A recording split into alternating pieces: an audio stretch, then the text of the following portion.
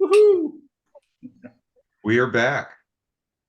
Jeff, the almighty Oz, has given us permissions to share screens and record and everything. Yes. The Yeah. most powerful man in the universe. He is our Yeah. Zoom leader. I have the controls. Dr. Doom level skills. Well, I wouldn't go that far. Nah. Hey, good to So see you your got a new faces. job, dog, huh? Huh? You got a new job? Yeah. I don't want to go into details, but I am employed for the first time in what, Doug, 7, sex 8 work is months? nothing to be Yeah. ashamed of.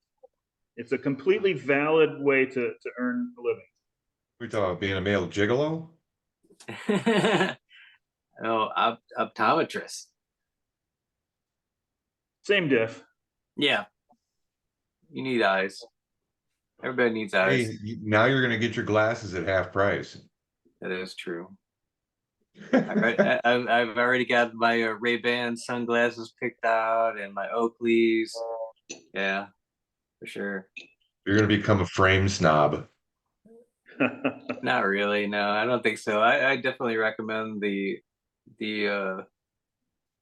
discount frames. I mean, they're not bad at all. They're just as good. They're plastic, just like the other frames. You know what I mean? Unless you're getting the metal, they're plastic. So. Well, I'm just using readers now. I haven't had to go that route, so that's probably going to come in a few years. You're lucky, man. That's amazing. Because I mean, I needed readers at like I want to say 45. That's pretty much when I started. Well, maybe 48 is when I started using them. But I was just getting like the ones that you get at the grocery store or the Walgreens.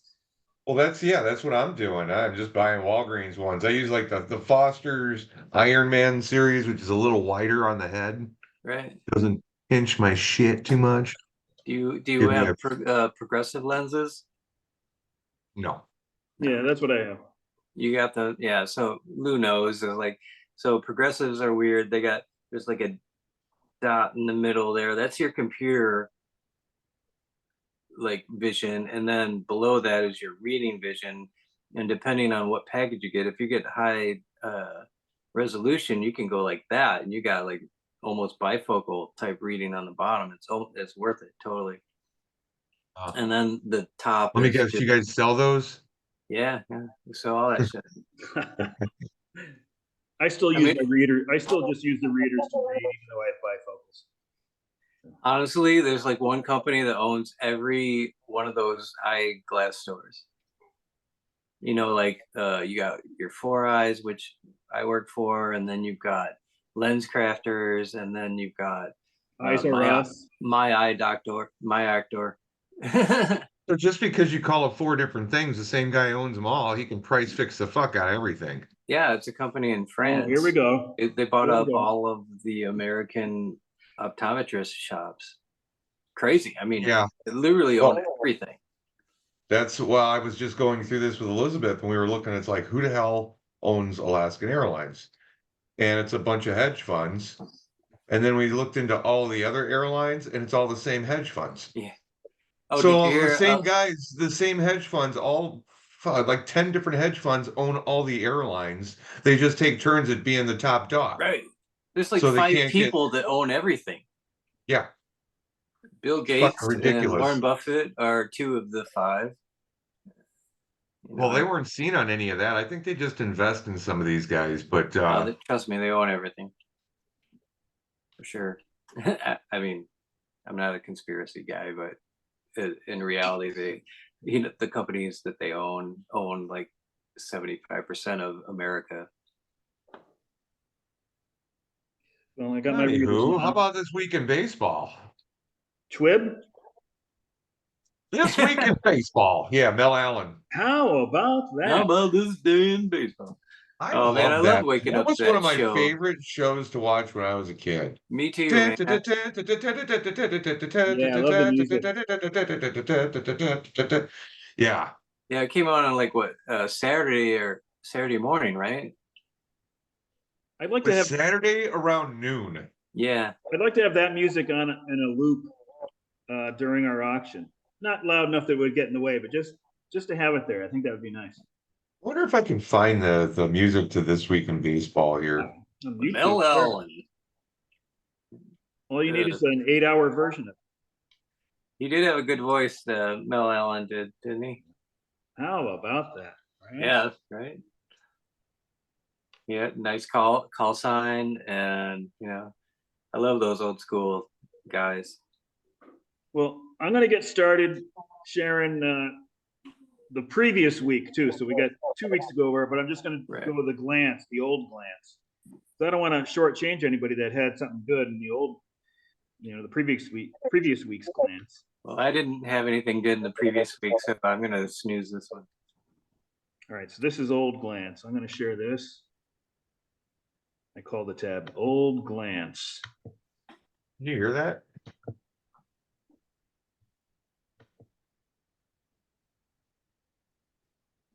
All right, you guys see it?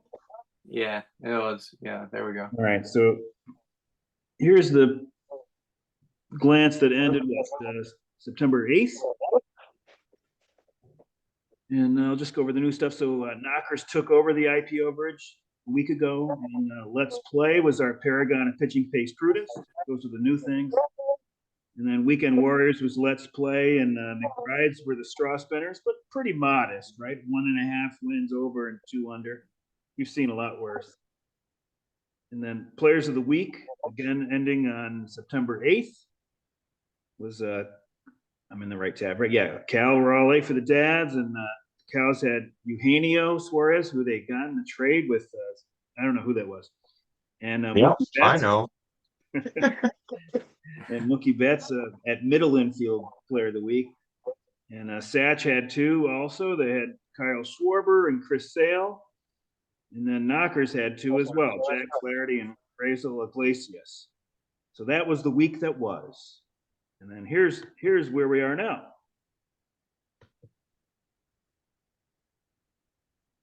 So Bizzotti took over the IP overage with +64, and Hack is our new paragon of pitching pace prudence at 3 under. And then we had 4 Weekend Warriors tied at +1, so we didn't have a lot of warrior going on. And wait till next year was a fairly modest -2 straw spinner. And then Players of the Week, Daddies had Michael Bush from the Cubs, and McBride's had Cody Bellinger from the Cubs. So 2 Cubbies on there. Hack had the Cubs had a good week, for sure. Hack had Salvi Perez and Tommy Edman. And Bizzotti had Andres Munoz for the Mariners as the relief pitcher. And then we had a couple of pitchers that nobody has, or nobody has at least today or yesterday when I did this. Kiter Montero and Nick Martinez for the Reds, as a free agent. So we'll see if anybody picked either of those guys up. I think people are going to be picking pitchers up right now as much because there's not too many people that need one. They're trying to shave innings, not like add to them, Not me. I'm throwing every pitcher I got out there. I don't know if you noticed on Monday I had 6 pitchers going. I got close to being under. So I've been switching from having those SPRP guys to actual starters. Yeah. So that's part of what went wrong for the Gags, a little mismanagement. Perfect management for me is I'm going to start the year with a certain amount of starting pitchers, and then as I'm sure I'm going to be over, then I start switching to SPRP guys. So I did that this year, but I guess I did too soon or too much, and now I had to switch back, which I didn't really want to do, because if I switched to 6 starting pitchers as I did, then I'm letting certain starting pitchers go, and they get scooped up by other people. And then when I go back to add starting pitchers, I'm adding, not my 7th, 8th, 9th, and 10th starting pitchers. I'm adding guys that would have been my 11th, 12th, 13th, 14th. So there's a drop in quality there, at least theoretically, and I think we've seen practically too. I had the A's pitcher, Estes, and he went 1 inning and allowed 6 earned runs yesterday. Yeah, I saw that. I was just like, oof. Thank goodness. I mean, when you're dealing with the bottom of the barrel, you never know what you're going to get, man. I mean, So I guess I'm thankful that it's not closer than it was, because that would have really bothered me. But now I know that it's just, there's no way that I'm going to beat Satch. I mean, the worst that Satch could finish over these last 2 weeks is probably like 4-8. I think he's predicted for 5-7.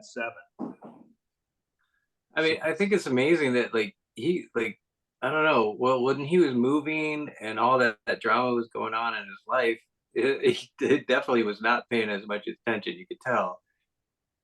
You know, he suffered in standings, and you caught up, and the knockers definitely came on strong. Yeah, So, he's kind of up but there then in and innings. now Phil's he's settled in, and he's like locked and loaded. Yeah, And there ain't no. I don't think there's any way anybody can catch Phil at this point.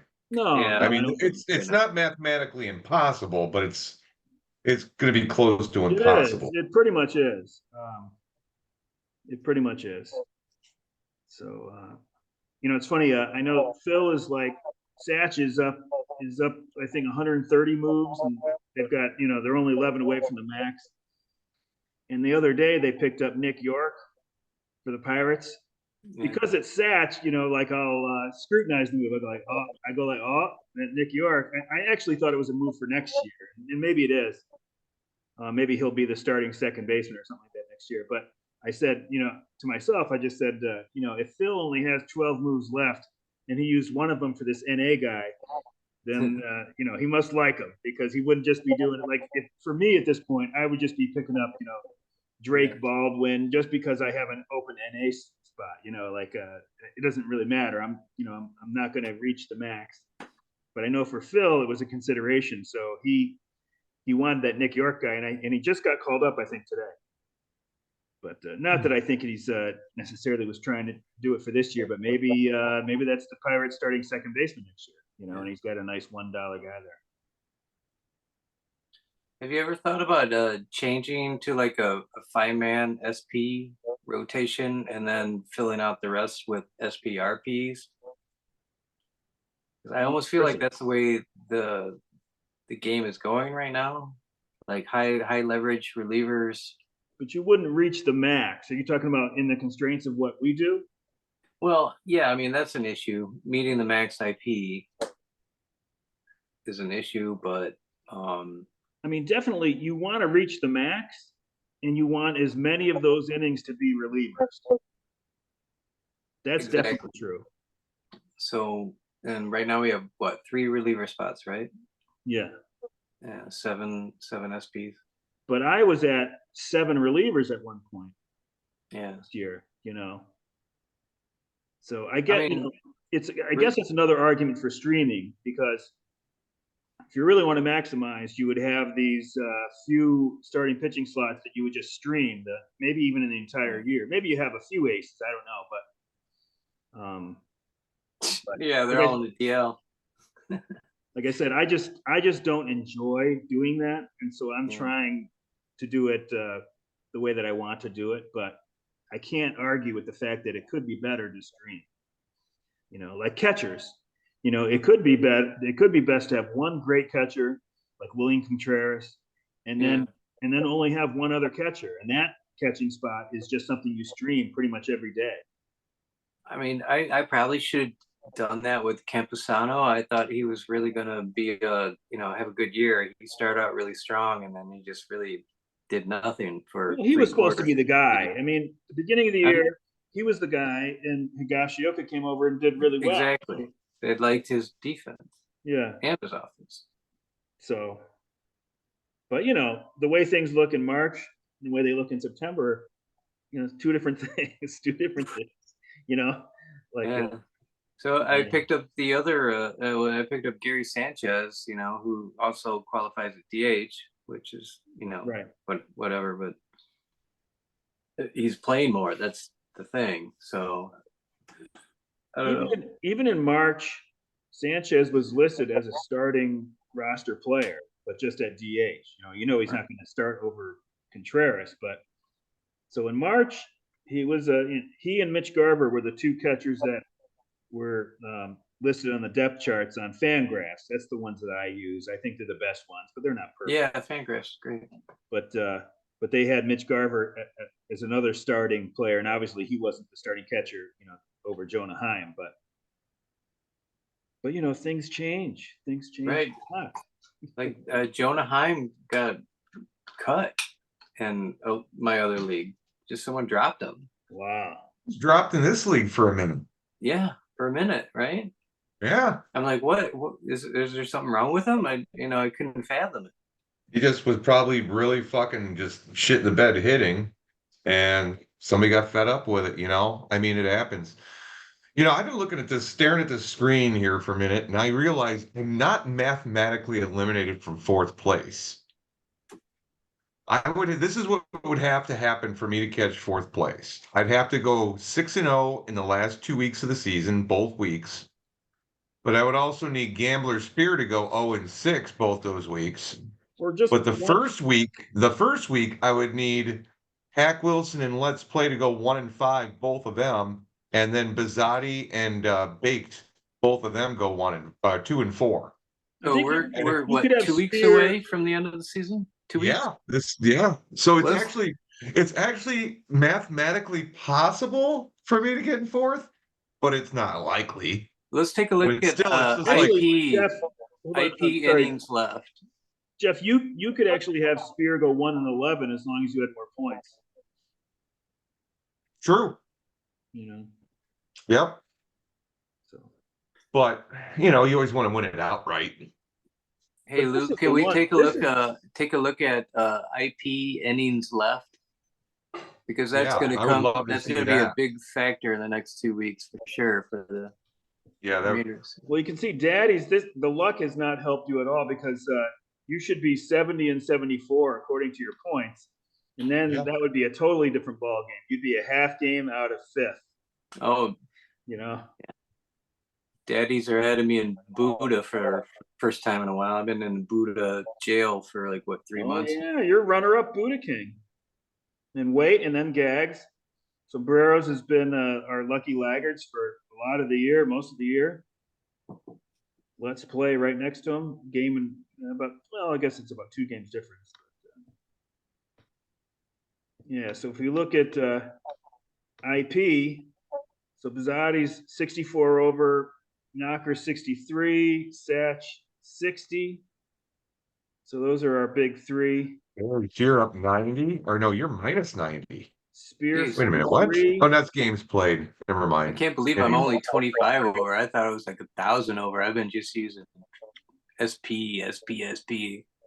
Yeah, you're in a good situation. You're in a good spot. I mean, I said, we're glitching. I don't know if being closest to 0 is the best because of the uncertainty late in the year. Maybe rotations, they skip a guy's start because they're getting ready for the playoffs. So maybe you don't want to be too close to 0 necessarily. But I'll bet you if you're 6th or 7th here that you're in a good spot, and you're probably in a good spot because we got 4. You're 5th in innings. Yeah, so I'm just going to kitchen sink the SPs for the rest of the year. It's not bad. Pretty much. Cows are the most under, but they were more a few weeks ago. So I'll tell you what, if you do that, you're going to run out of you're probably going to run out of innings pitched probably Tuesday of next week. Yeah. Yeah, we'll see about that. It's not bad to be a little over because then you can choose which day that you're just going to go out with a bang, right? Yeah, pretty much. You want to? I'm definitely choosing my quality best pitchers for the next couple of weeks. I'm going to send out an email. I plan to anyway tomorrow. Although I had six pitchers on Monday. Yeah, so that means you're going to have 6 pitchers on Sunday or 5. Right. What, Monday, Saturday, right? But I'll take if I can get the wins, I'll take it. So you had 6 pitchers going yesterday and you got only 112 points? Yeah. Jesus. Somebody got knocked around? Take a look. No, it wasn't. The pitchers all did good. They were all positive. It's just I had no hitting. Gotcha. All my stars have pretty much shit the bed for the last month. So Well, not Cody Bellinger. He's not even one of my stars. He's just like a DH. You know, I mean, I'm talking about Ellie De La Cruz and Gunnar Henderson had a really good game like a week ago, but Linder's day to day. So yeah, I've been struggling, and I just don't have any reserves on offense right now. We got 10 out of Profar and 7 out of William Contreras. Yeah. Oh, well, I mean, Contreras has been solid all year. I mean, he's You just had a lot of guys that didn't play. I mean, for the guys that you did have in the lineup, they all did pretty well, except for Josh Bell. yeah. You know, everybody got you points. Yeah, It's Bell. just Yamamoto didn't do you much. He only had 4 innings pitched. He Right. was Well, out I of the mean, game. he's on short innings. I mean, he's still coming back from the injury, so I expected that. You finally got something good out of Jake Irvin? Yeah. Nice. You had a good start yesterday against the Mets. They won. The Mets won the game, but you went like what 7 innings, 1 earned run, something like that. Yeah. Yeah. I mean, You only had 5. You had like 5 right after starts. we made the trade, I'm like, I got swindled because he got rocked like that next start, and Puck was great that week. But you know, shit happens. At that point, I didn't care. You wanted Puck, and I wanted you to have Puck. So there you go. Thank you.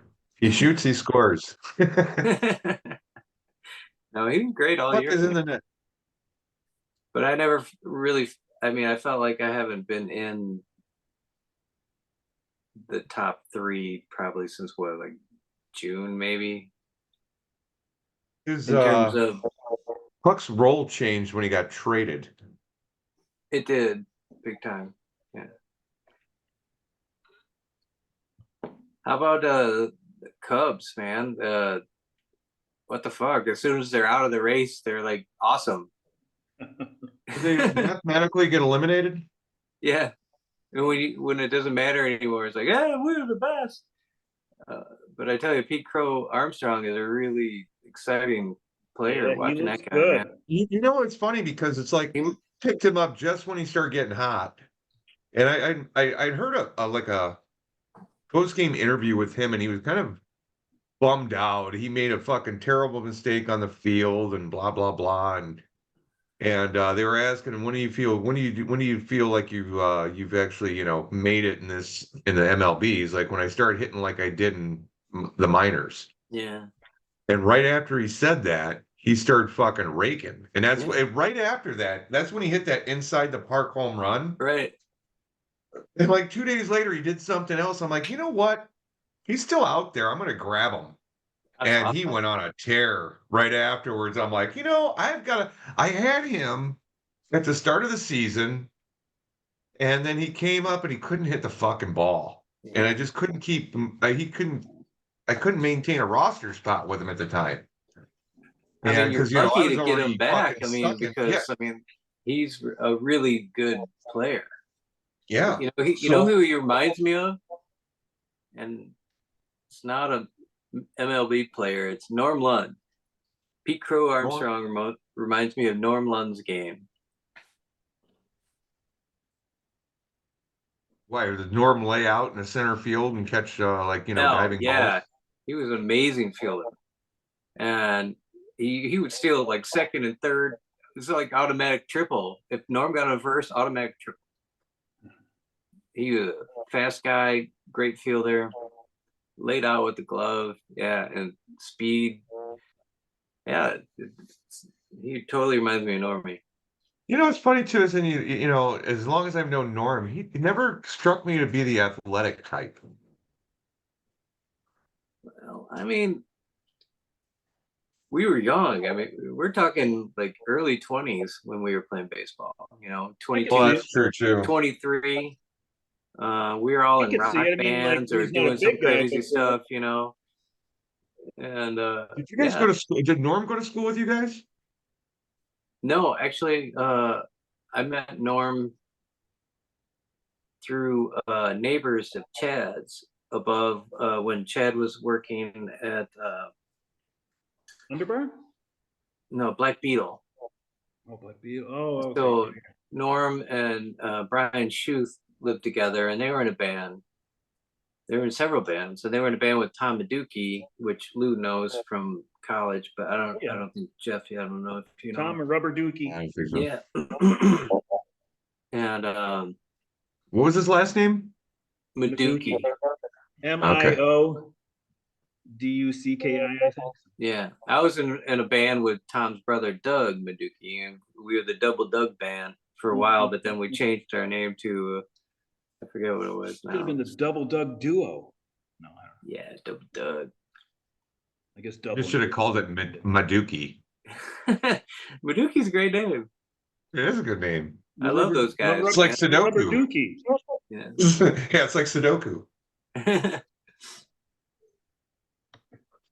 Well, anyways, 12 games we've got left. This is what they say. They say Bizzotti's going to have a rough time. 1-11. We shall see. And then the best anybody's going to do is 8-4. And even our leader Sash predicted to go below 500. I don't know how much action you get in Vegas on that, but that's what's predicted. So it's predicted to be kind all of the ass you want. an even Steven here. 5 to 8 wins for every team except for Bizzotti. Not picking on Bizzotti, but it's obviously to do with overages. So. Wow. Okay, so I'm like 7 games behind Spear. So they predict it's going to end up like this. Yeah. McBride's 7th, Daddy's 8th. Showing Daddy's no love, man. Getting up to 5th. Yeah, Let's see about that. I'm not liking the under 500 prediction for sure. Well, you know, this model also said that the Cows were where were they going to go down the stretch? I can't remember. And they have not done well. And it predicts that they will finish in last. 2 games. How many moves does Satch have left? I think he's got 11 last I looked. I think have I made the least moves in the league all year? I don't have. I was looking at my mobile the other day, and I'm you like, and did I Hack are at really the only make bottom. 16? It's usually you and Hack are at the bottom, yeah. Be a trophy for that. Sticking to your original plan trophy.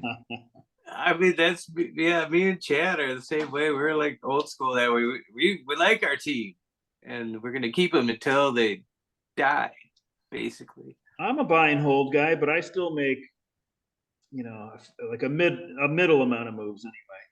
Yeah, no, we go and see like back to like the All-Star break, what my record was so far. I mean, all we have to do is go like scale back to the 3-3 week. That's not it. Is it more than this? Is the last 9? Wait, I think it was like when it said There it last is. 9. No, that's not it. Hold on, I think it's the last 9 here. Yeah, maybe it's last 9. So like just under last there 9. You go. No. Yep, that's it. This is it. I'm 36-16. The game. So if we started it, you know, right after the All-Star game, you'd be a game behind Sats.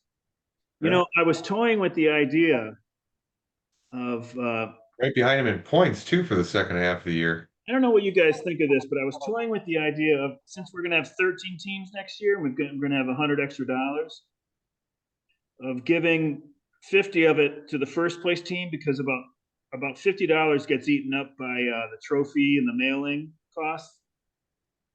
And then maybe do $50 for the non-money winner that has the best record after the All-Star break.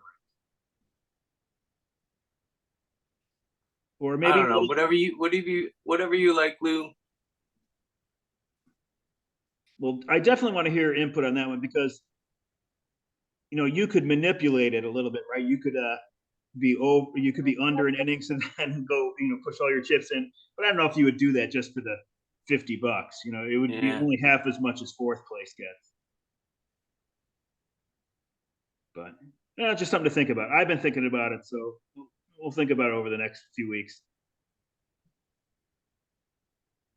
That's fine. I don't care. Because then we could anyway have an extra little column here, and it would be records since the All-Star break. You know, and the top 4 teams wouldn't be eligible to get that $50. It would be teams 5th through 13th. Since we'll have 13 Hey. this year. You guys talk amongst yourselves. I gotta go refresh my drink.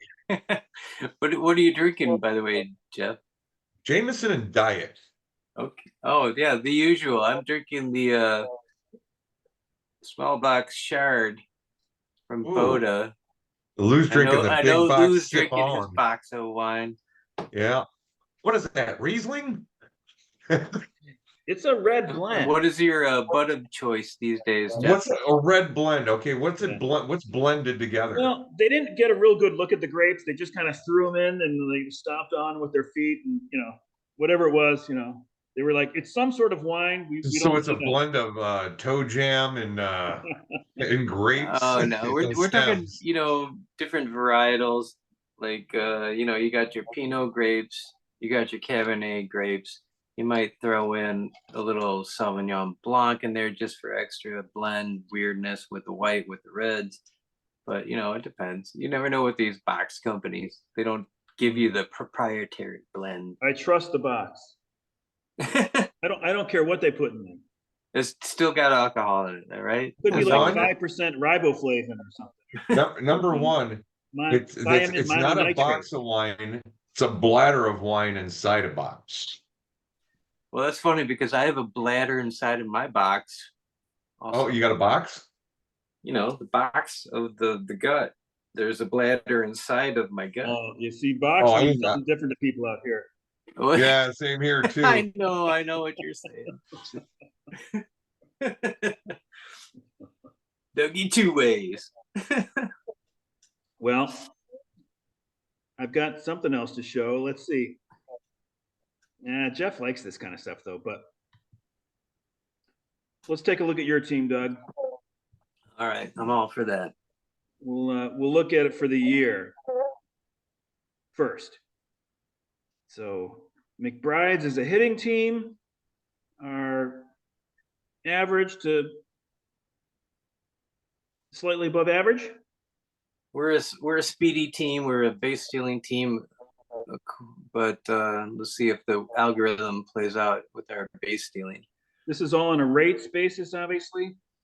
So if you're good at team management like Bizzotti is, then this will tend to make them look worse.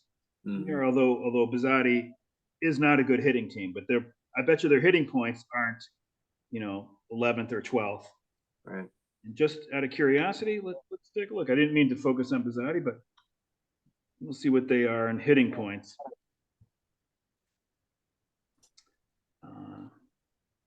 Hitting points. Bizzotti is, well, I guess it wasn't a good theory. They're 11th in hitting points, I think. If I'm looking at this right. So, I guess no great shakes there. But anyways, back to baked McBride's. So, you're 5th in WOBA, which is probably the WOBA or runs per game is probably the single best stat on this page, but OPS is so much more familiar. You're 5th in OPS. And let's look at your there. I'll highlight your row. So your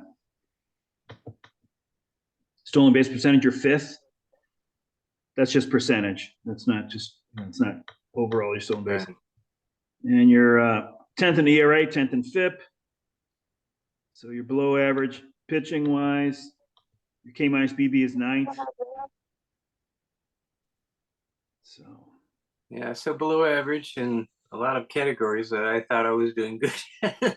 So like, Midland below average in pitching and average to a little bit above average in hitting.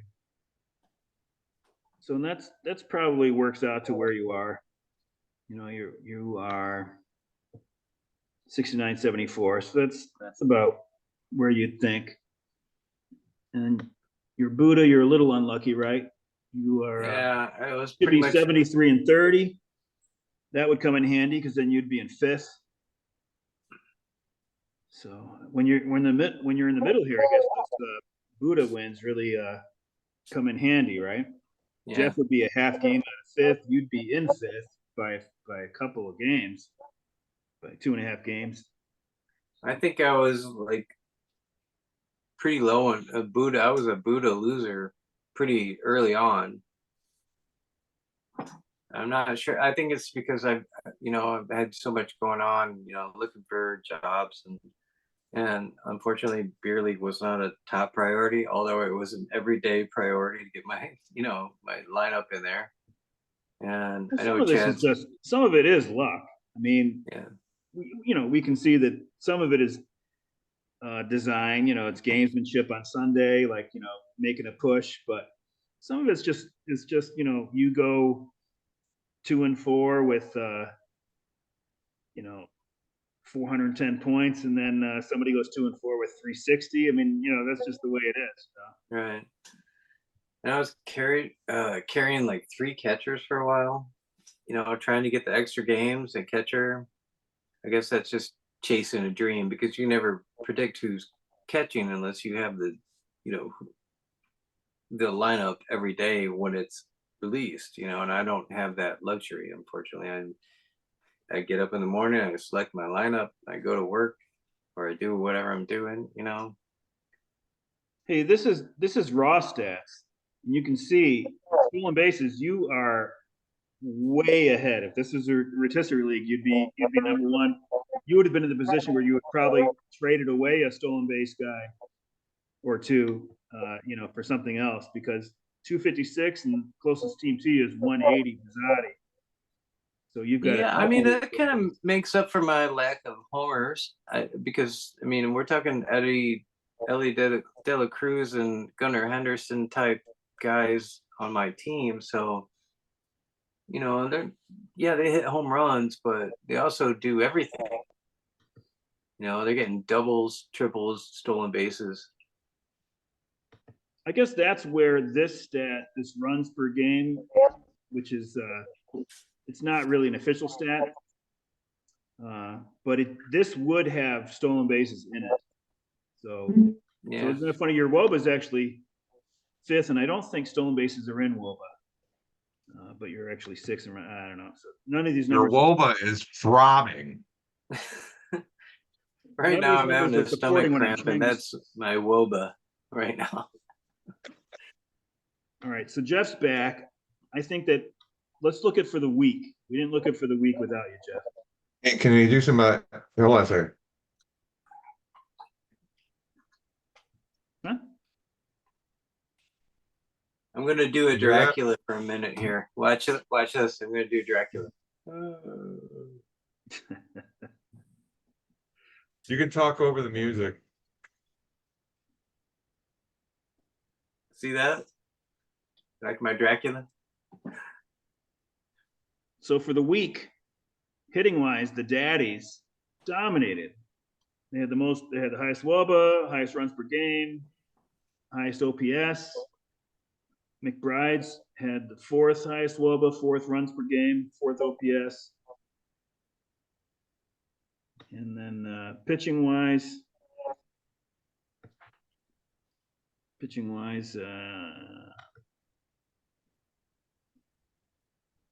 had the best ERA. Daddy's had the best ERA in FIP. Third in K minus BB. Bake McBride's fourth in ERA, fifth in FIP. Yeah, middling stats for the Brides. So we can see Daddy's had a 1.76 ERA for the week. Satch had a 1.8. Look at that shit right there. 2.53 FIP. Satch was at 2.59. So you guys were 1 and 2 in both of those.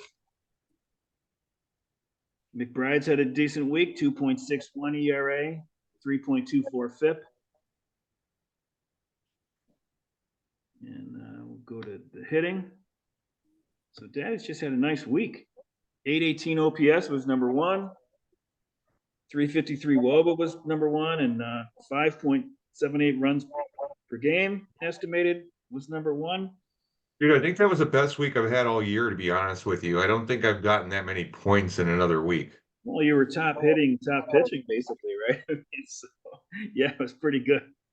I mean, I don't think I've gotten over 500 points at all this year in a week. Gotten close, but So we see the Cows only had a 602 OPS. That was worst. 264 WOBA, 3.06 runs per game, and that's including unearned runs predicted. So that was the OPS of the Cows, even though he's got Eugenio Suarez. Holy shit. Yeah, that's funny. Because Eugenio Suarez, since you traded him, is or in the last 2 weeks, I think his in the last 14 games or something, his OPS is like 1.3. Yeah, no, I just heard that stat on he's been good MLB Network. since early July, but even I think he was leading the league for a certain period from like mid-August to very recently. I mean, he's always been a OPS guy, king for years, 10 years, pretty much. You think I think I was the first guy to have him because I traded him. He knows how to take like a pitch and he knows how to knock one out of the yard. Well, let's look at this. I love Suarez. Good guy. This is the last 30 days, not including today. So since August 18th, top hitter in the league is Shohei Ohtani for Let's Play. And then Corbin Carroll. Surprising. Corbin Carroll, who had such a bad start, he's doing very well now. It's since the Knockers traded for him, they traded for him right before he got hot. Well, and Fernando Tatis, I think Fernando Tatis. I think Fernando Tatis was part of that fucking deal, in which he got Corbin. Wow, that's crazy.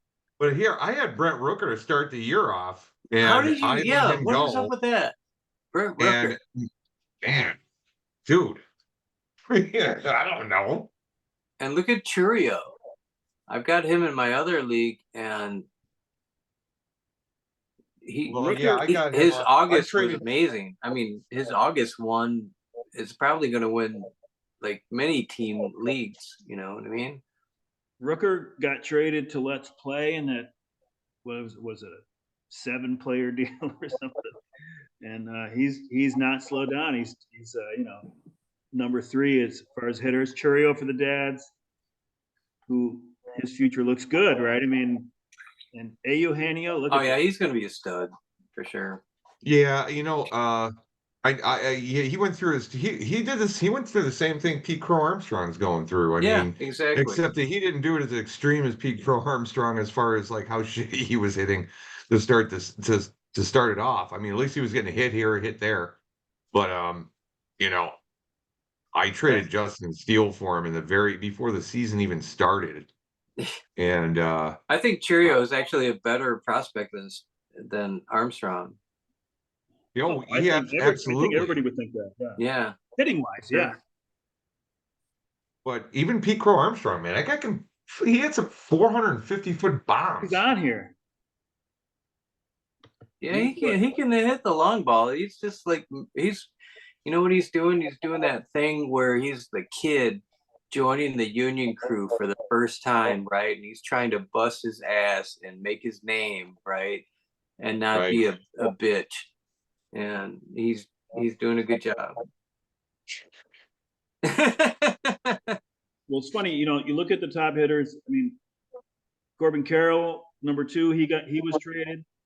Rooker was a trade acquisition for Let's Play. Number 3, Jackson Churio for the Dads. Eugenio was a trade acquisition for the Cows. Number 5, Dansby for Satchel. Was he a trade guy? Yes. Wow, all these guys. Aaron Judge. Yeah, because Swanson used to be on Let's Play. All right, so Aaron Judge for Knockers, he's been on the whole year. Lawrence Butler was a pickup. Lawrence Butler for Let's Play. Up here with the big boys. I mean, he's number 8. Yeah, he picked him up halfway through the year. Kissing with the big boys. Adamas for the Knockers. Yeah, Adamas. Wow, he got that in a trade. Adamas really fucking turned the season around, don't you think? I mean, was Adamas in the trade too? I don't think he's had him all year. Yeah, but I mean, he started out slow, and then all of a sudden, it's like automatic. Really good year. Machado for the Gags in that Brent Rooker deal. Seiya Suzuki started the season with paging Dr. Satchel. Seiya Suzuki for Bizzotti, Matt Olson for Satch, Bellinger for Wait a minute. McBride. There we go. There's McBride. No, I think Seiya Suzuki was on Bizzotti to start the season. I think paging had him last year. He got outbid for him or something. Yeah, I don't remember I can't remember all the trades. At least not the ones early in the season. Mookie Betts for the Cows, Pete Crow for the Dads. There's another McBride, Lindor. Yay. Bobby Witt Jr. for the Dads. This is something that no other shortstop has done. It just happened today, right before we got on.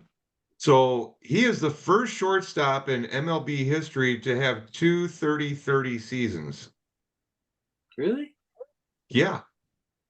Even Wow, Hogan? that's shocking. Yeah.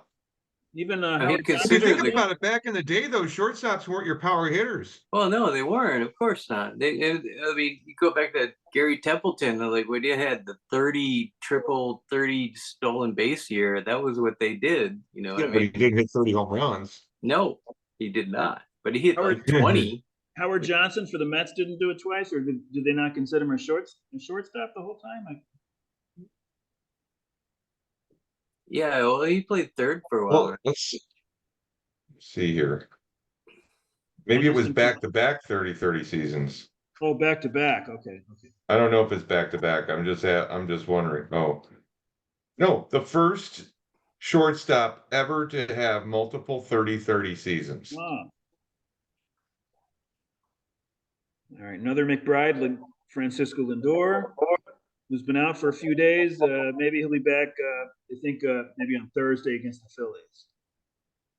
Yeah, I'm not worried about him. He'll be back. You know, he's a top dog.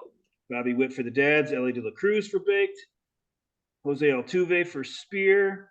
Just reading these in descending order here. Taylor Ward for Satch, Gleyber Torres for Hack, and Yordan Alvarez for Satch. That's the top 22 hitters since August 18th. And then we add in the catchers. William Contreras for McBride's. This guy has been one of the MVPs of the beer league. You know, I could pretty easily do a beer league war. You know, just take your, I think it's 30 points per extra win, and then get what the replacement level catcher would give you, and then you can get Contreras' war. I mean, I knew he was good, but this year was beyond all expectation. You know what I mean? Is he going to be an X or is he going to be a 1? What's he going to be? It's a good question. I don't remember what Did he you have him last year? And did you match him this year? I think he's an X. Let me see. I think I kept him. I think he was a keeper. Yeah, I think Probably an X. I think he's an X. He's going to cost me a fortune. William Contreras You is just not add $11 to not him. an X. He's not. He's $25. Oh, I'll take it. 25 big ones. You can have him next year too. That is going to be one of the best. I think that's a bargain right now.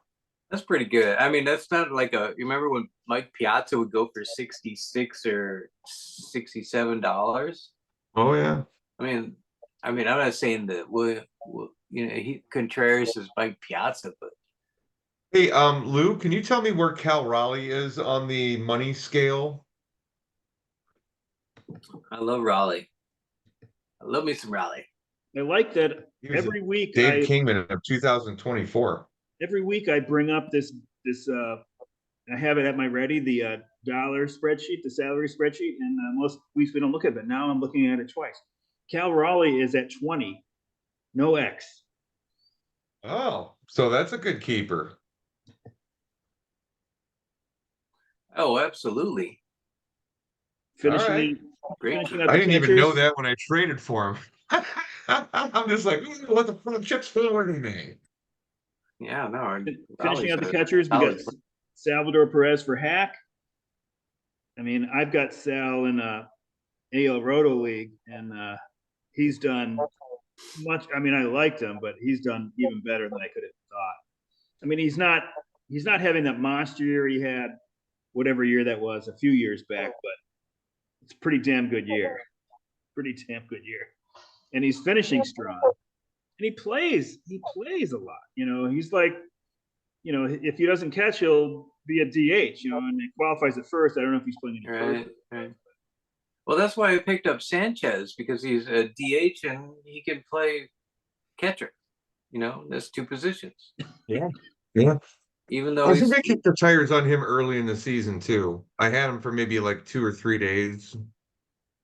Not very long. And finishing out the catchers, Yainer Diaz for Let's Play, and Cal Raleigh for the Dads. So even since August 18th, Raleigh has kept it up. Yeah.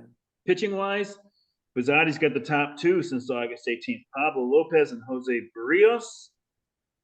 Wow. Dads have Bowden Francis. I learned that it's not Bowden, it's Bowden. Dude, I tell you what, that was a lucky grab. And I just like, okay, he pitched really good for me today. I'm going to give him another start. And then he pitched really good again. And then he had like 3 starts in a row that were like 30 points each. I was like, what the fuck is going on with this guy? And he hasn't slowed down at all. He just keeps pitching good. I think he had one like misstep, but I mean, That's awesome. When a pitcher finds his groove, you know what I mean? When a pitcher finally finds their groove and they can like just, as their game plan, the offense no longer matters. You know what I mean? They've figured out what their game plan is. They don't even care about what the other team is doing. Awesome. So here's his starts. August 18th, 30 points. August 24th, 30 points. August 29th, 30 points. September 4th, 13. That was his misstep. And then September 11th, 25.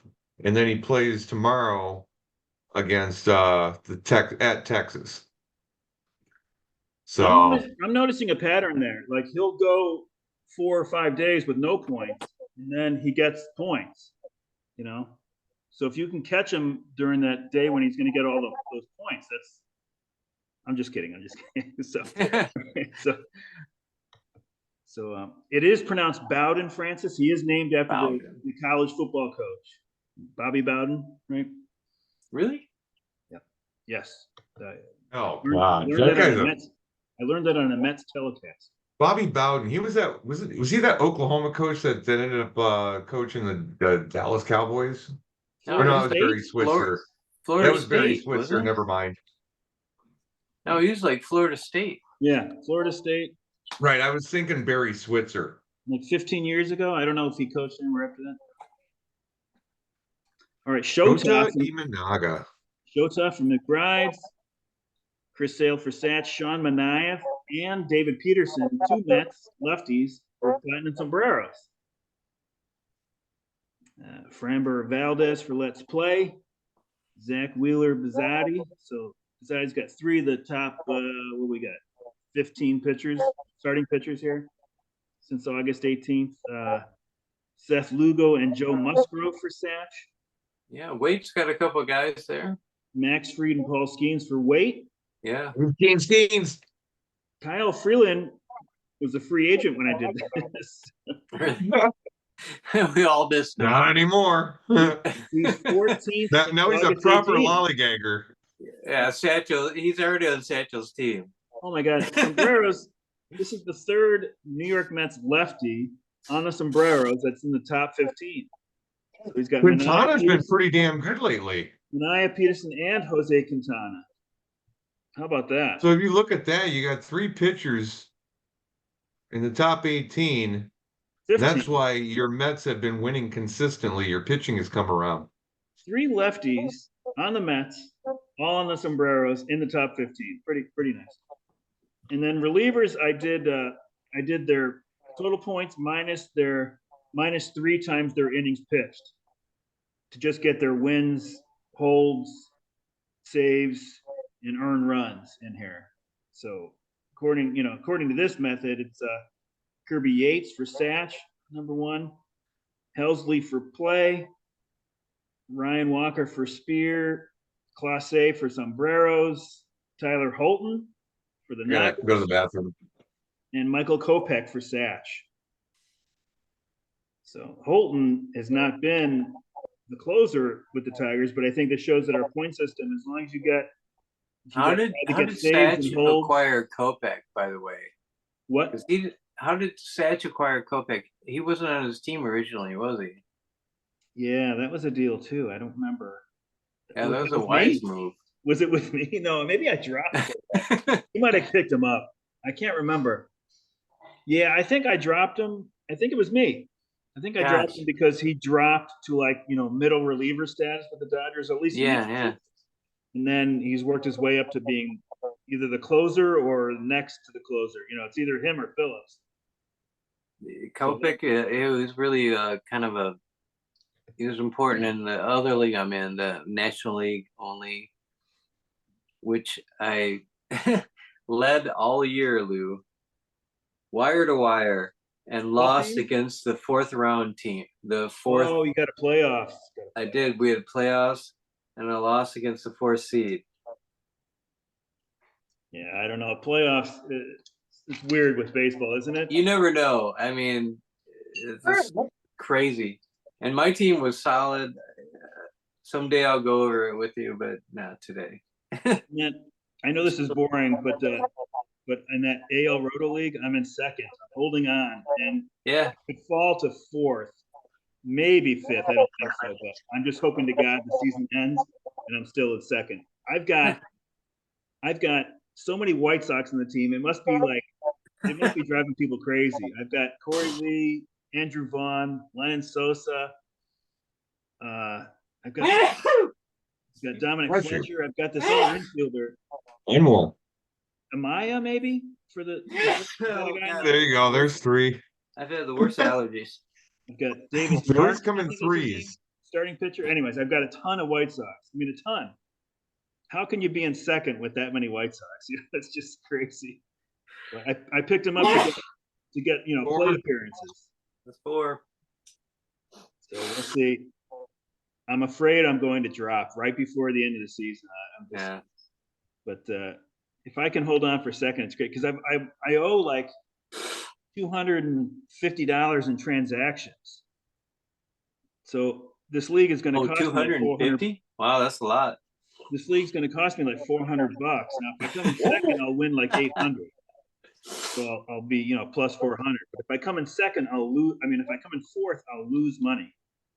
If I come in third, I'll win a little bit. It's too much. I don't like this. It's $5. You're playing fantasy anything to come out ahead in money. You're fooling Yeah, but he's yourself. got money on the line here. That's the thing. Yeah, I know. I mean, you can't go. I don't know. I don't play the high stakes games. The last time I was in a league like that, the people get fucking stupid over trades and all kinds of shit. Especially if they're like, if there's too much money on the line like that, people get a little cutthroat, and I don't like that part of it. I just want to Yeah, like I have prefer the friendly friendlies shit. for Yeah. sure. I do the friendly leagues with This friends. league is more concerned about trying to make this real baseball as far as like rules and regulations. And we're always coming up with something that complements a real rule that's going on in baseball, except for the fab dollars. That's just a waiver fucking thing. I don't know. But I don't know. It just we're always trying to make it a little more complicated and it make you think a little harder. So I mean, I swear to God, me walking into this league now, after being in it for what, like, shit, I was in it since 2008, so that's like 16 years. If I were to walk You're into on it video. now, as opposed to back then, I'd be like, what the fuck is going on here? Well, I'm gonna walk Bob through it. I'm just going to, in the off season, there's only certain things he needs to be concerned with, and then before the year starts, I can get him up to speed on some other things. But So where are we at as far as like I mean, how are we? I can't remember like the last time we had like I mean, we just brought on Mike. So have we come up with a way to do this to where the expansion's going to work? Yeah, it'll be the same as it was for Mike. I can't remember what that was. That was even though it was only a year ago, not even. So if Bob for some reason doesn't come in, we're going to hold 14. We're If Bob talking Bob comes in, Meinig. yeah, You said Oh, yeah. Bob Meinig wants to come back in. That's awesome. Yeah, you I'm didn't know all that? in Oh, jeez. favor. I love That's the me one that some came Bob over Meinig. last year, right? Yeah, Okay, that guy was cool. He was really nice. I liked yeah, he him. was at G-Men too. Um, Good old Bob. if Bob comes in, we're going to hold 13. We're going to hold 9, and then you protect another 4 once he takes one of your guys. Lou, are we going to bring back the hockey league? I've got the hockey league. You still are running the hockey league? Yeah, it's free. Really? And you got to send me an invite. Oh, I will. Yeah. You know how much I love hockey. Jeff said he's going to get in it because he's been neglecting hockey. Yeah. What? Why not? I mean, You got to do hockey. that make, Hockey league is so much fun. As Lou knows, I mean, we did hockey league back in what, like 1990, yeah, right? The Fax League. Ed and How much was is it for awesome. the how much is it for the league? hockey league is $0. $0? It's just fun. Yeah. All right, let's play. Fuck it. All right, I'll send you both invites. I'll send it to the league too, just in case we can get a few more guys in it. But it is no money. Yeah, I definitely need hockey in my life. There's no requirement for how closely you follow it. I think we had people that made less than 10 moves a year for the whole year last year, so that it's okay. Don't worry about it. So. What you smoking there, Jeff? What's your brand these days? High Supply Sativa Shake. Yeah, nice. I'm doing the orange herb Joanna. Oh, It's a really nice. It's a really nice hybrid. A lot of CBD in there. I don't like the hybrids so much. They can make me sleepy. That's why I'm like, I smoke specifically sativa. Just Yeah, because I mean, I don't like getting knocked out on the couch, man. I mean, it fucks up my sleep for work and all this other shit, so I'm not doing it anymore. This stuff, I can stay awake on it. It doesn't knock me out. Even if I'm drinking, it doesn't knock me out. It gets me fucking high, I'm still but I'm alert a high. sour diesel guy all the way through and through. Fucking beautiful shit. Best Anyway, weed ever. Yeah. yeah. So how's your football going, Jeff? I won last week. Are you So 2-1? I am 1-1. The first week I lost. I had just a poor week. Looks like the Atlanta Falcons got a little better this week. I had Drake London and I have Bijan Robinson on my team. And it's like as soon as I took Drake London, I'm like, God damn it, I just took Bijan Robinson. Now I got a number 1 receiver and a number 1 running back on the same team. So if Atlanta doesn't do fucking well, I'm fucked. You know? What week is that by? That sounds like a loss. I've actually been picking up some decent outside players too. I mean, I've got 2 really good tight ends. So as far as my flex goes, I could play 2 tight ends. I got Trey McBride and Brock Bowers. At least you don't have Pitts. Yeah, I've got Bowers. Bowers is fucking already. He's like the guy in Yeah, I have Laporta, and I would have been better off starting Bowers. Yeah, Laporta really is starting off very slow. He actually went into the season kind of banged up. So he might be still feeling the effects of that stuff right now. So I had Laporta last year and I got him kind of like nobody knew who he was. But for some, you know what it was? It was me playing fucking Madden. And then You all still of a play sudden, Madden? like the next year's like draft class in there. And so it's like I draft or every like if you just do like seasons or whatever like that and just like look at it, he was always one of those guys that like they even like in Madden, they destined that guy to be a really good tight end over his career. So I'm like, Laporta. Remember that name? Dink. Took him. Man, that guy like really kept me up last year. Because Wait, man, I Doug, tell you what, I had a lot of injuries and shit, and it was are you like it was not, because of Laporta that I made it through a couple weeks. Doug, are you in football? I thought you were, but now I am, yeah. I'm in a fantasy what's your team football name? league. Arkham cephalopods. Oh, but you're not in my football league. No, No. well, I mean, yeah, no, I've been a league I've been in for like 25 years. Have you ever been in the league that I do? I think you were, right? I was at Oh, one okay. time, yeah. So why did you decide you didn't want to do it anymore? I'm just kidding. I don't think I got an invite. Maybe let me check. I thought you were in. When I asked that question, I thought you were, and I was like, oh God, I guess he's not in. Like, what's his team No, name? I only have one team right now. This is the league I've been in for like 20 years. Hey, so Lou, what is your team name? Los Tigres de Papel. Yes, I remember that name. We used to Paper have that. Tigers? Paper Tigers. And Oh, I'm the my team is named the Village Idiots. And I've got a picture of the Three Stooges kicking the fucking football. Oh, you've ever seen that picture, but my team name is the Arkham cephalopods. Arkham cephalopods. Yeah, it's a H.P. Lovecraft reference that goes back to Connecticut in the 1600s. Yeah, I knew you'd like that, Lou. hey, Connecticut? is there an Arkham, Connecticut? Not that I No, know. it's a fictional universe Yeah. that H.P. Lovecraft Batman uses it. created. Yeah.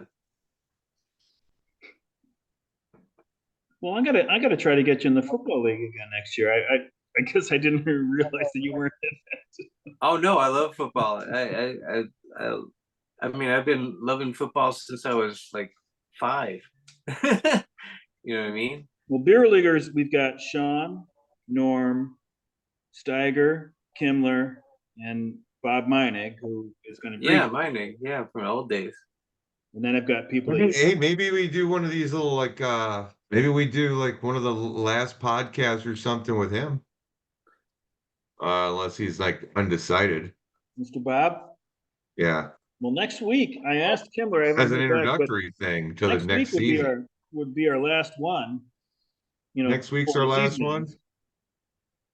You know, so I asked Kimmler to see if he wants to do that one. Hopefully he can do that. And then I figured we'd do one sometime during the playoffs after the season.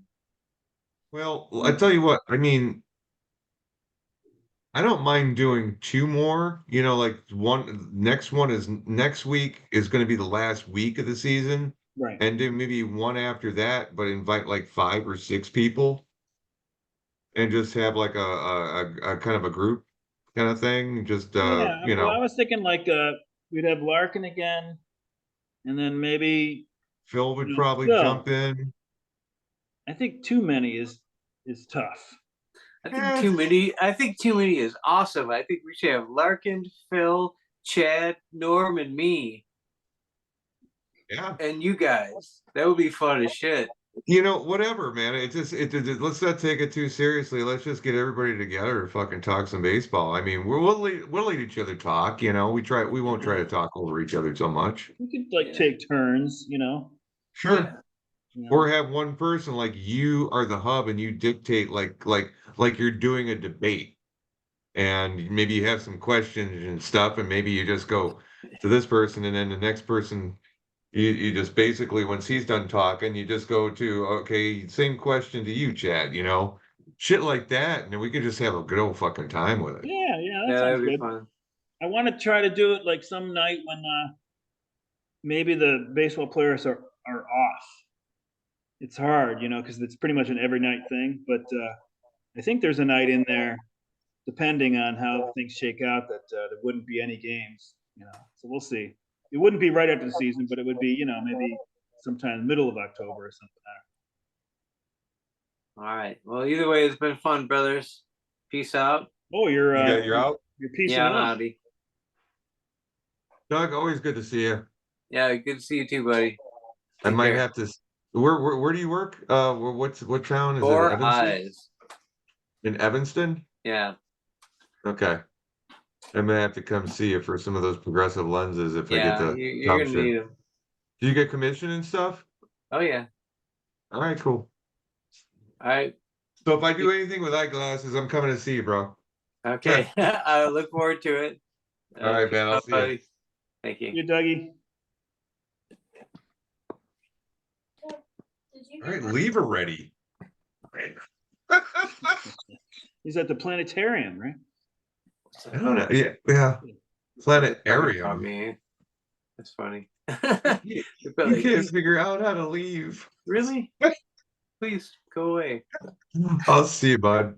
They make fun of me. Don't say He's anything still bad. there. He can still hear us. He just turned off the camera. Fuck you, bitches. He's still listening to what we're saying. He's like big bro.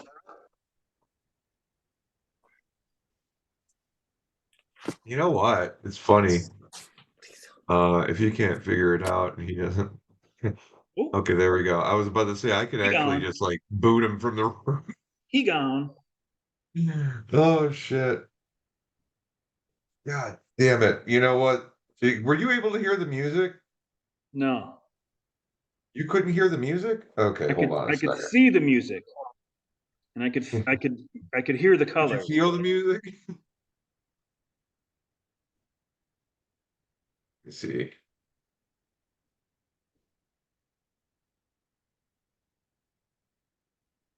Oh shit.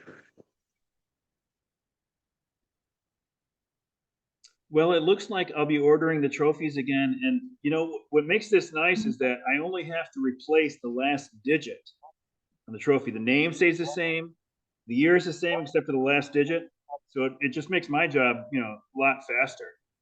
Oh shit. I'm just changing the 3 to a 4, and where last year I just changed the 2 to a 3. So it's Phil's making my life a lot easier as the commissioner. As opposed to like having to write like, how do I spell Pia Chesney? Oh, it's SCCZ, and I don't have to worry about any of that stuff. All right. You ready? Were you weren't able to hear this earlier, huh?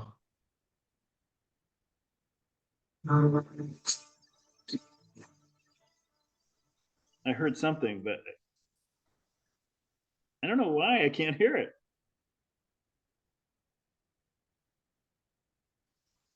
Nothing. Right. No.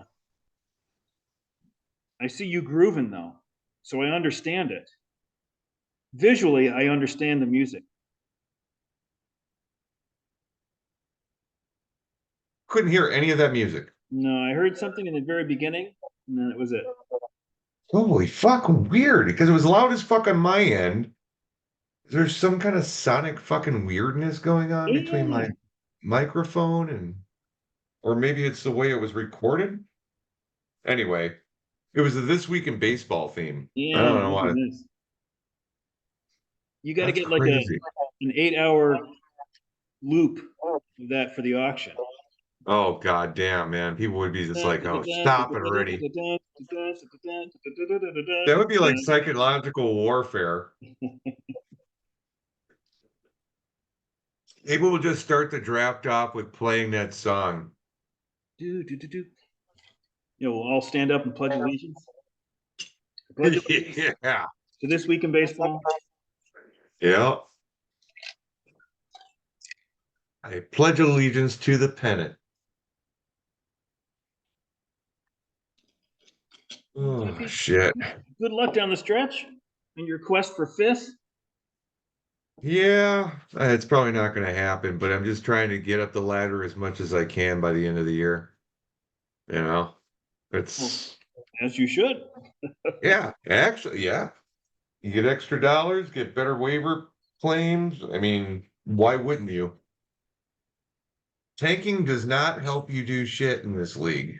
I guess I should hope to finish behind knockers because then I would make up for the $5 that I wasted in my trade to the Cows to get rid of Eugenio and be replaced with Jose Ramirez. Oh man, if I had done nothing, I'd have been better off. Did you get Jose Ramirez? I traded Jose Ramirez for Eugenio, and I gave him $5. We did an NA thing too. He got Josh the way something. I think the Dodgers. Okay. So you got Jose Ramirez as a keeper next year, or just to hold or whatever, right? Probably an X. He's probably not even a hold. He was in I the wasn't 80s, looking I at that think. at all. 80s, or wasn't he 80 or 90? 77? 77? That's Uh, not bad. I'm just guessing. 77X. The future of rock and roll. Well, money, if the players are going to be spread out thin next year, man, he might get bid up. Well, I'm not going to add 27 to him. I'll tell you. Hell, I'm not Jeff. $4. I'm not Jeff or Dave Steiger or something. I'm not going to bid him up to 100 and whatever, 104. Oh, dude, fucking, what is it? What's his name? Fucking so and so bid Soto up to 110. Like, are you fucking kidding me? Yeah, that's what it was, 110, right? Well, yeah, because that's you got all this fucking money because you're coming into the league, and yeah. So Trout's our record, right? 120. That was the highest we've ever had, right? I know Pujols was up there, Cabrera was up there. I think we had 110 a few times. I don't remember Trout being 120. I think it was 120 not too many years ago, like in the past 3 or 4 years. Was that the year that Arenado went for like 104? I think that's before then. I think so. I mean, I think Arenado's before then. Arenado was like 2019, maybe, because I know that we were driving to D-Men for the auction.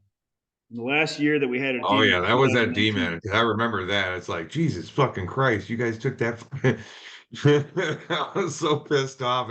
He went for 104. I'm like, oh fuck. I was in But on Arenado. I think I was like up into like the mid 90s for him, but then it just like then I just thought it was just going crazy. Like, really? Shit. I can't get this guy?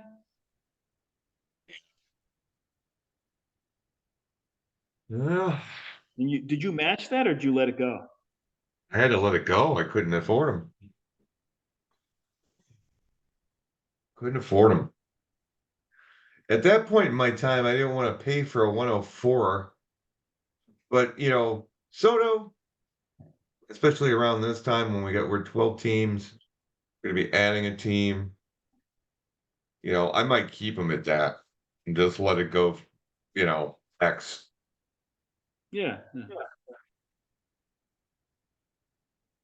Because basically last year all it did was it was added like for me doing what I did, it added like $6 to $7 onto his fucking price. And now you're gonna have an extra $366 in the pool, which means he would probably go for even more. 380 now. 380. Okay. So 380 as just the normal standard, but then the people in fifth place get what? 390? 387? I think that's right.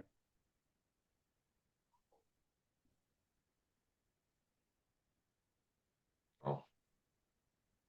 We'll see. All right. Well, hopefully we'll see you next week. Hopefully John can do it. If not, we'll have Chris on. Well, yeah. Yeah, and then let's just think about the following week, just maybe a group thing, Yeah. I mean, like I said, I don't know if it'll be the following week. I want to try to do it when there's no games, but Well, that's going to be impossible because as soon as the season ends, it's better off. Yeah, I mean, it just really depends because all you got, you're not going to want to do it on a Monday night because there's Monday Night Football. So Tuesday is the thing, yeah. and there's going to be playoff games every fucking day of Yeah. the So week. I'm thinking the earliest, maybe the following Tuesday, 2 Tuesdays after the end of the season. That would be maybe the Yeah. earliest. And even people can keep televisions on in the background and keep Yeah, an eye on what's going on, that's true. and then we can just kind of like talk about what's going on at the same Yeah, time. no, that's true. I mean, I could probably put my iPad up here and put Hulu on and fucking watch a playoff game, and then somebody might be else watching another different playoff game, and we're I mean, keeping that everybody in. first Tuesday is kind of crazy, though. I don't know if I want to do it then, but plus that week I'm gonna be busy, like doing the end of the year stuff, get all that stuff out. So Hmm, it okay. marks the end of it marks the quiet period for the commission. That get the end of the year stuff out, and then I don't really have to do as much until like what, February or something. So during the year is actually fairly easy. April through September is fine. October and February, March, those are the busy times.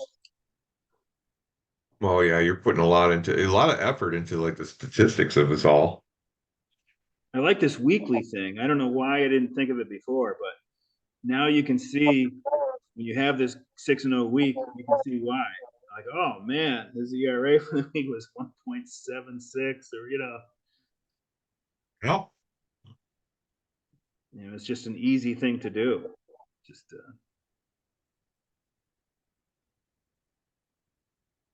Saw some blurb. It ended up being about some Polish with fucking Knockers, boxer or some ERA shit. last week was 6.14. Oh, Bad, bad, bad. that's the way I started my year out, though. It's like a bunch of that shit. But it's like that's one thing that about this season of doing this is what opened my eyes was that stat you came up with how many games they play in April and May as opposed to June and July. And then August and September it kind of ramps back up, but it's just like, what the fuck?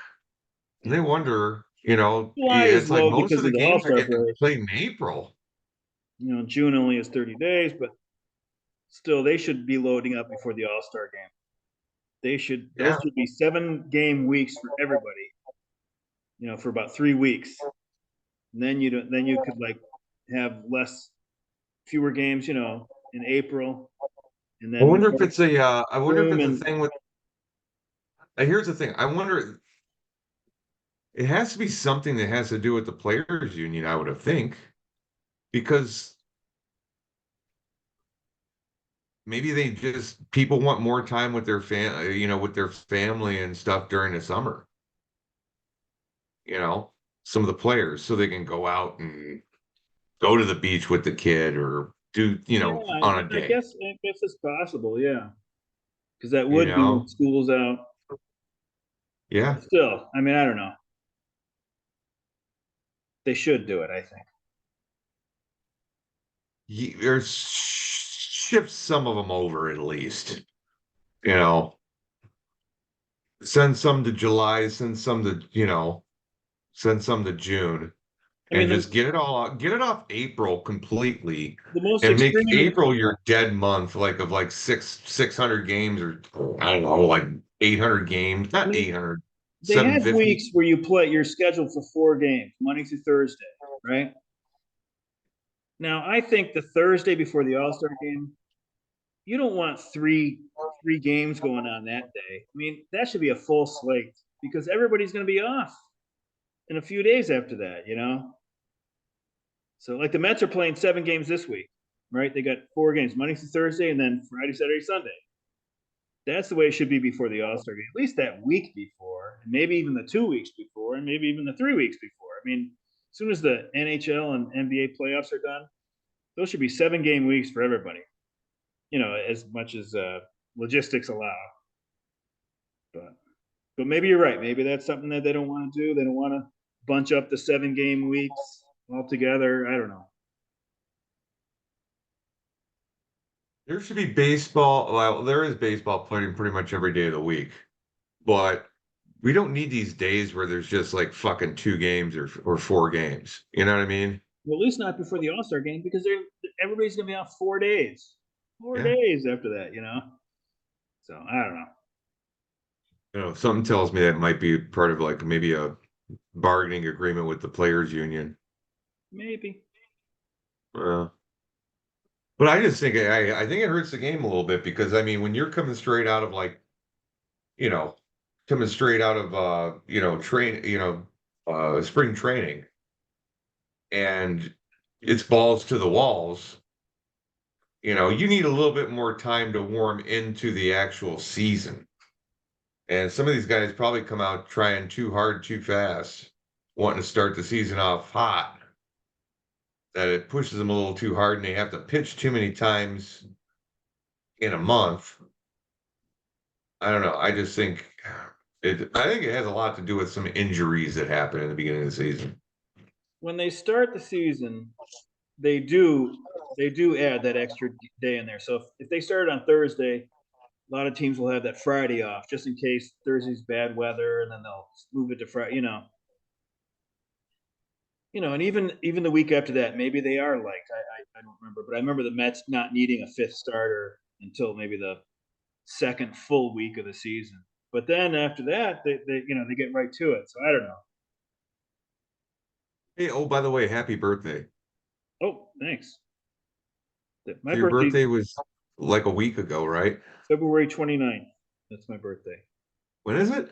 February 29th. February 29th. Well, on Facebook, that's my birthday. Okay, so what is your real birthday? September 9th. Okay, good. I put February But I 29th was saying, because I saw something on Facebook it about only a week comes up ago, every and I'm four like, okay, years. It only comes up every 4 years on Facebook. So I said that's the perfect birthday for me. hey, you still got Langoliers? Yes. Yeah. If you What are you look at taking his for those? what? So what are you taking for those? If you look at his Langoliers. top 5 or 6 days of the year, I bet you I have not had him in any of those days. Well, today he had 2 home runs, got 3 RBIs, 2 hits. I might have him in. Yep. If you don't have him in, you're gonna be like, "Ooh." I might have him in but only because Will Smith wasn't playing. I think I have him in. I do. Woohoo! I Nice. finally got a good day from him. There And you go. Alonso. 13 Hey, from Alonso. Langoliers is a frustrating dude, man. That guy goes into this he hibernates. And then all of a sudden he'll have this blast of like, 2 good weeks, and then he goes back and hibernates again. At So it's 11 the from illusion of him looking like a really good, like, catcher, but man, when you need him, he's not there sometimes. well, he's been there. I just haven't had him in. But 11 for him, 13 Alonso, 11 for Hap. But then I had two starting pitchers go, Chris Bassett and Nathan Eovaldi, 8 and -7. -7 for Eovaldi. So Oh, Hayward. Anytime you get a negative, oh God. I'm looking at Baketon when we were talking here. His relief pitcher Kimbrel got him -16 today. that's bad. He gave up 6 runs in He's .2 innings threatening to. pitched. Woo. Holy smokes. Boy, they let him die on the vine on that one. I don't know what the Orioles were thinking there. That was 15 million, I think they spent on him. And it's not like he did terrible the whole year. I don't want to, exaggerate it, but he's old, and if he's not doing well now, I don't know. They need him for October. I just don't think that they're going to do it. Pitching Dr. Satch today is got 74 points so far. He is not slowing down. Max Muncy got him 11. Olson got him a home run with 8 points. Oh, you're having a great day. You got 13 out of Alonso, 11 out of Langoliers, 11 out of Hap. Mm. You But got pitching 58 wise, points from your hitters, but you just got, well, you know what? At least got you got a 8 save pitching out of points. Diaz, and it canceled out your bad start from Eovaldi.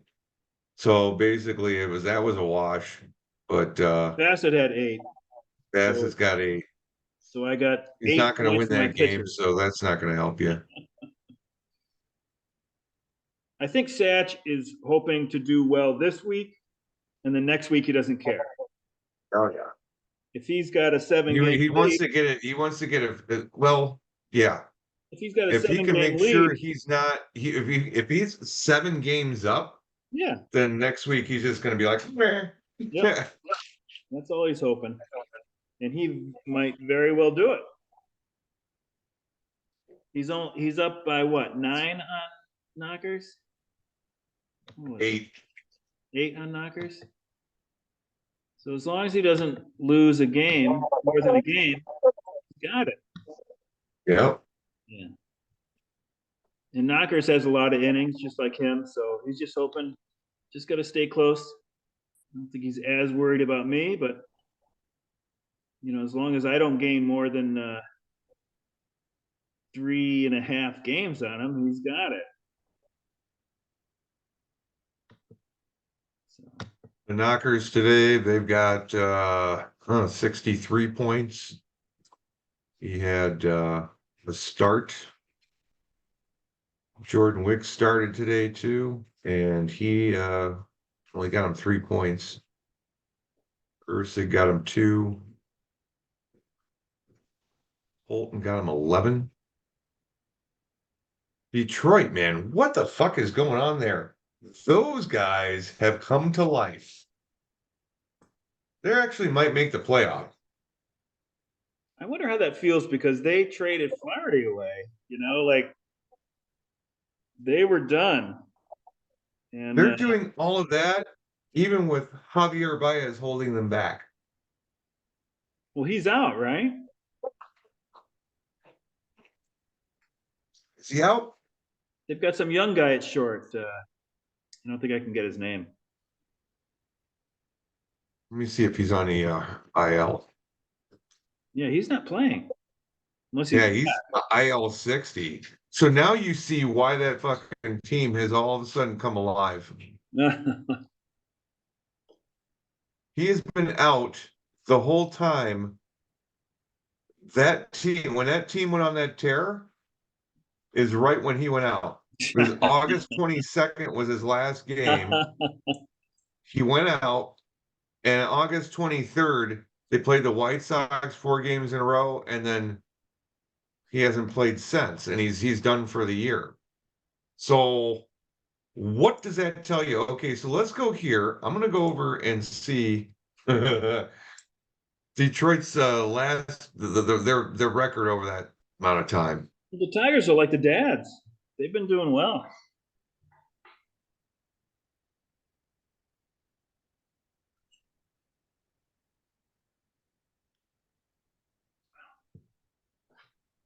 See here, how the fuck do I find this? Legend results.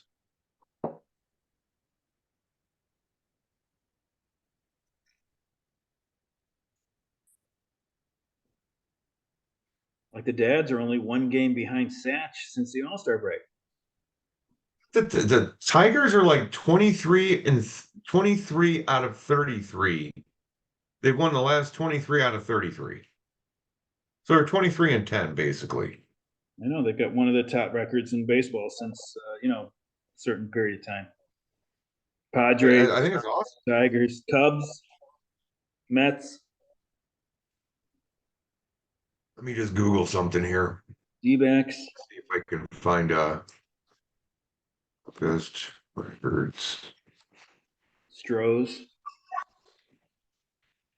Even the A's have done pretty well since the same period of time that the Tigers have done well, like maybe since the All-Star break.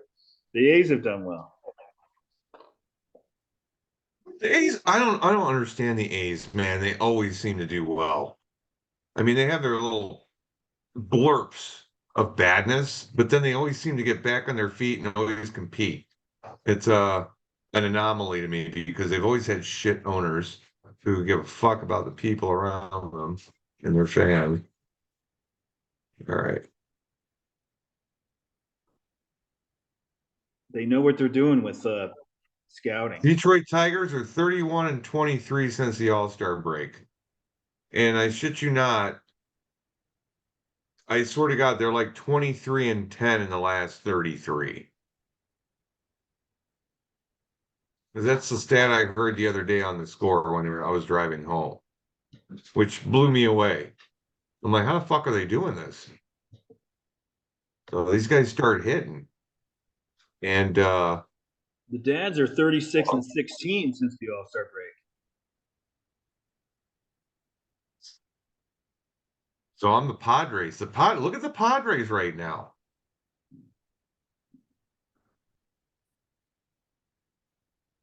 That's awesome. But they only gained 3.5 games on the Dodgers in that amount of time. Because they've had such a good second half as well. Did you see that Shohei was And then you got the throwing? Diamondbacks that are right there with them, huh? Did you see that Shohei was throwing? Before the game. Yeah, they're talking about him pitching a game or two before the end of the season. He might be like, he might be pitching in relief. He might be the closer for the Dodgers in the playoffs. Now, if he's the DH and he comes in as the pitcher, then he's done as the DH, right? No, because the DH can hit for the pitcher as well, right? I don't know. I don't think so. There's no hitting spot for the pitcher. It's not like a double switch. Like if you're the right fielder, you can come in He and just stays at DH and he can play the field. He could probably, if they want to take somebody out and put him out there, he could probably, if they take the right fielder Oh, out. wait a minute. Well, you know what? You're right on that because here's the thing. Okay, so then he comes in to pitch, then he can't hit anymore. I think so. I think so too. They should change. They're probably change that rule just for him next year. Well, I mean, how many times do you go up against this shit though? I mean, literally, for the longest time in the National League, there was no DHs. There was, so I remember that. they've never, you haven't had a two-way player in the AL. So, this is like new territory here. It's like, kind of weird. In '85, I think it was, the Mets and the Braves play this insane extra inning game, and they had probably Orozco and McDowell. I don't remember the two, but they alternated between right field and pitcher. So they both came in, and one guy was in right, and the other was pitching. Depending on the matchup, the other guy would come in and pitch to that batter. You want to hear what the White Sox have done since the All-Star break?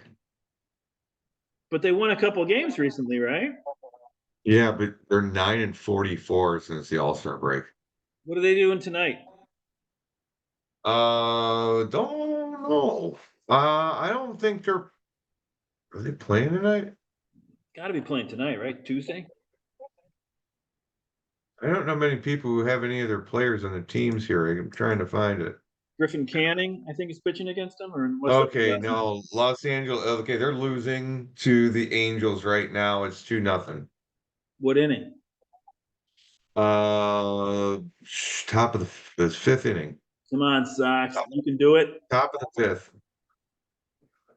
I want to see them go. Did they break the record for the worst 7-4, I fucking think it record? Did they break the record for the most losses yet? No, not yet. They have 115. I think if they go 7-4, they won't. They'll have 119 losses.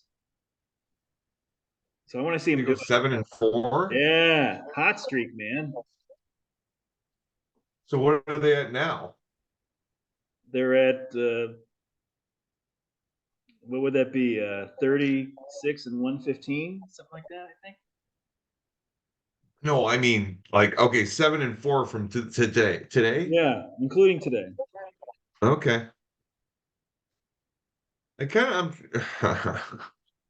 hate to say this. I live in Chicago, but I'm kind of rooting for them to have the worst record, just so it fucking is the biggest stain on Jerry Reinsdorf's fucking bullshit ass fucking that's what career. Sean says, but I'm not like that. I don't want them to get it. No, he's done it both with. I would love to see them rally. It, he shits shit up. You know, he falls into, he gets lucky, and He got I don't lucky know. with Pippen. The culture there sucks. He hangs on to people too long, and yeah, you go through years of misery with the bullshit. You know, he inherited Michael Jordan. That's why he got the 6 trophies in Chicago. And Okay, Pippen. he inherited that. He got a Um, he got a guard that grew like 4 inches as an adult. yeah, he bought the team after they had drafted that kid.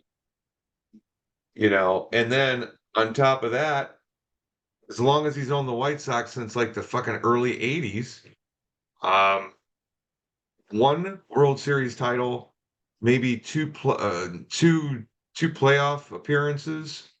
Besides that, you know, three Probably right, maybe. yeah. 93, 94.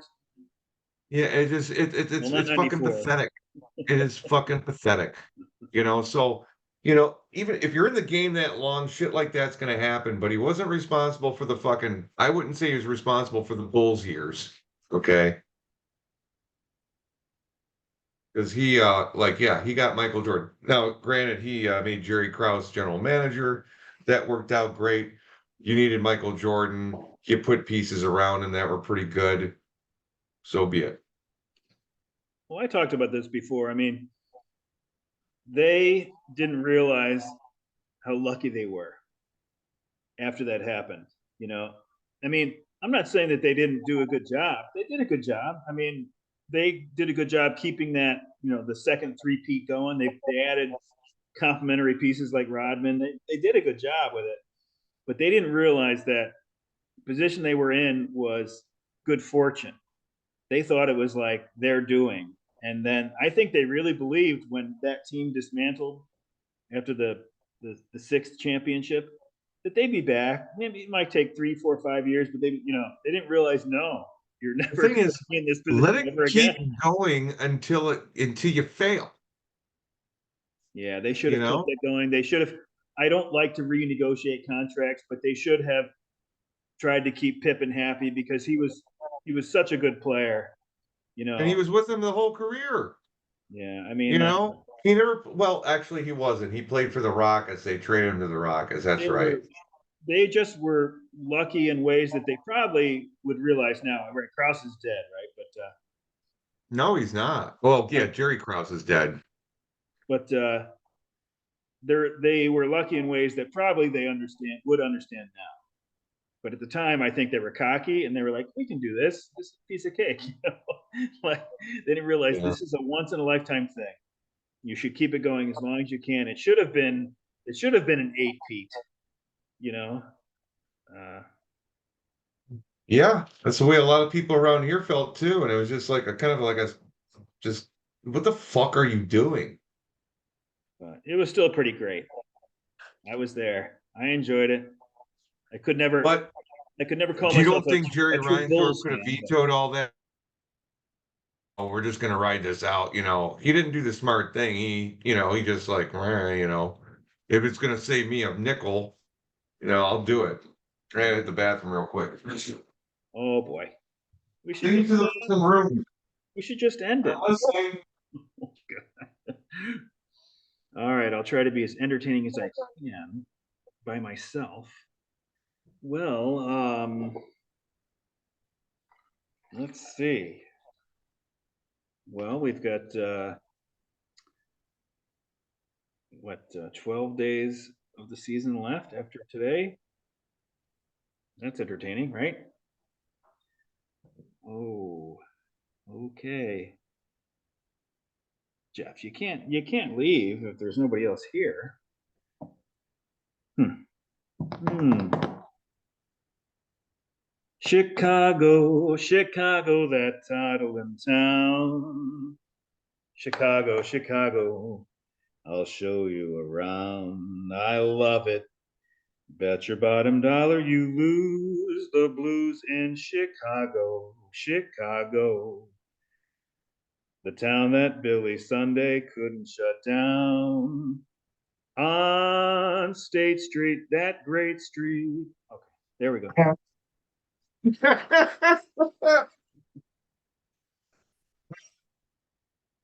a couple of these. L'chaim. Oy, oy, oy. Well, let's end it, man. Yeah, We're let's good. call it a day. We're good. Good to see Doug. Good to see you. All right. And Hopefully yeah, I'll be on. let me know who's the next victim, and I will send out the invites to the Zoom room. It's John Kimmler if he can do it. If not, I'm going to ask Mr. Larkin, Okay. and then we'll go from there. Love it. All right, Next week, works for me. next week will be the last week of the regular season as far as the podcasts are concerned. Yep, and then we'll just do the one during the playoffs. Playoffs. Playoffs? Playoffs. Come on, playoffs. I just every time I hear the word playoffs, that his voice, I just hear him say it, Playoffs. His son is coaching UConn now. Really? I think he's a good coach. I mean, they got blown out the first week by Maryland, but then they blew Merrimack out. Now I guess Maryland Merrimack's not a big powerhouse. is Tua's fucking brothers still quarterbacking for them? Who? Tua Tagovailoa. Is his brother still their quarterback? For UConn? No, for Maryland. Oh, I don't know. So you didn't watch the game? Oh no, I don't think he was starting anyway. No. No. No, he was like the starting quarterback, I think, a year or two ago. Well, those games I take Maryland? Or no, maybe it was, I don't know. I Fuck, take I them don't know. and then I fast forward them. But that game, I just fast forwarded most of it because it was like 53-7 or something like that. Oy. I do like college football. I swear to God, I'm not getting caught up in that fucking DraftKings or all that little betting bullshit. I've never placed a bet like that. No. I would do it, but I think I'd have to be retired because I would really go into it. Yeah, but if you're I can't do it. I retired, can't do it half-assed. yeah. Well, yeah, you don't want to do an uneducated, impulsive bet. And I know those parlays. That's like the sucker bet. They're hoping that you don't understand odds well enough. And so the parlays, I know they want you to do the parlays, but that's like the sucker bet. That's the Well, the that's thing the is, those slot parlays machine of the also sports gambling world. those parlays also for like 25, $50 can make you 7 to 8 grand. Right. So that's where, the fun comes in for some of these guys. It's almost like they're trying to hit the little lotto. Right, but we know that like the lottery, the 50 cents on the dollar return, like you shouldn't do it. Exactly. I don't play lotto. You know what? When it gets up there to like fucking almost $1 billion, yeah, I'll grab a couple of lotto tickets, quick pick, and I'll walk out the door and just like, who knows? Let's see if lightning strikes, which it most likely never does. If I did win, I wouldn't want to win the billion. I wouldn't want to be in the news. I just want to win, like just win that normal 5 or 6 million or something like that. And after taxes, you get, a payout. You get probably like 3 million or something. That'd be fine. Nobody, you're not no notoriety. Just you and your $3 million. That would be fine.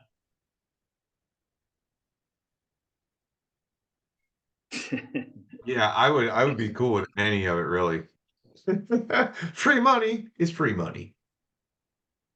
50 cents on the dollar ain't free. It ain't free. It's a poor tax. Well, I know. I like I said, I'm not like one of those weekly players. The one thing that gets me is these people that buy all those scratch offs and shit. That becomes an addiction. Because I think there's just enough scratch offs on there to just string them along, string them along, string them along. And then there's a bunch of them that just don't do dick. Maybe they get half their money back on one of those cards. They're hoping that you only remember your wins. Yeah. So that's they don't want you to remember the 6 months that you scratched off and didn't win a thing. And they throw so many out there to confuse you so you don't know the rules and shit. Sometimes you'll just throw a winner away because you don't know what the fucking rules are. That's bad. So. All right, Jeff. All right, buddy. Well, Sweet. hey, have a good one. And yeah, we'll Good luck in baseball and football, and I'll send you an invite for hockey. good luck for you too. And yes, send me an invite for hockey. Is it on Yahoo? Yeah. All right, perfect. Simple All league. right. Simple Yep, league. all in You'll one be able spot. to keep up. Yep. All right, buddy. All right. Have a good one. Bye-bye. Take care. See ya.